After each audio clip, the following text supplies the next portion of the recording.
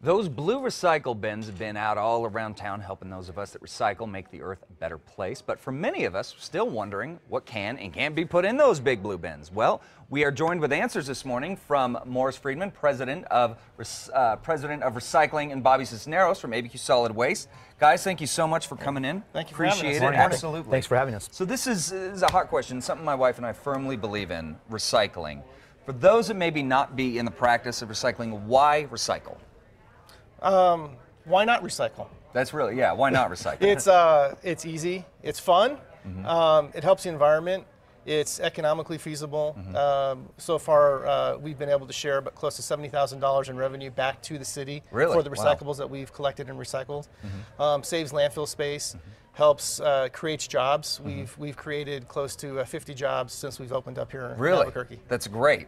And so most folks nowadays, they do have this big blue bin that you see over here. If we don't have them, however, you know, my wife and I were very anticipatory when it came to when are we getting our bin, when are we getting our bin. Are there still areas of town that don't have them? At this point, there shouldn't be. There shouldn't be. However, with the construction going on throughout the city, while we did rollouts, we have found a few pockets.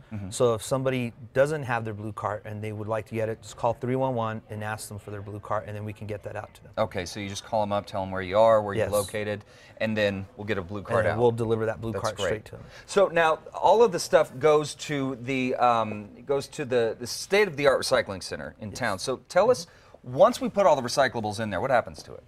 So the materials come to our facility down on Edith, and we use both manual labor and mechanics to help separate the materials back out. Everything's going in. We want the materials to go loose into the container. We do not want them bagged. You don't want them bagged. We do not want them bagged. Very, very important. Note to self, don't bag anymore, Chad.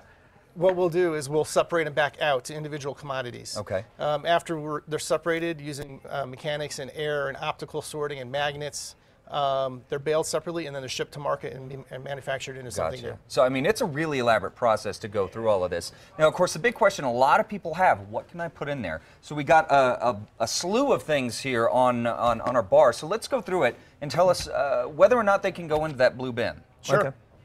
Well, our paper products, we start with, we've included, now we can take chipboard, is what we commonly call chipboard. That's your cereal boxes, cracker boxes, things of that nature. Then, as you see across the front, we've extended the plastics from plastic 1 through 7. And we also take e-waste now.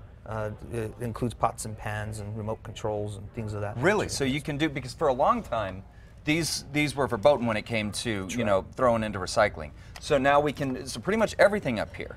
Almost everything up here you can recycle. We don't want things like glass. Okay. We don't want your light bulbs. Okay.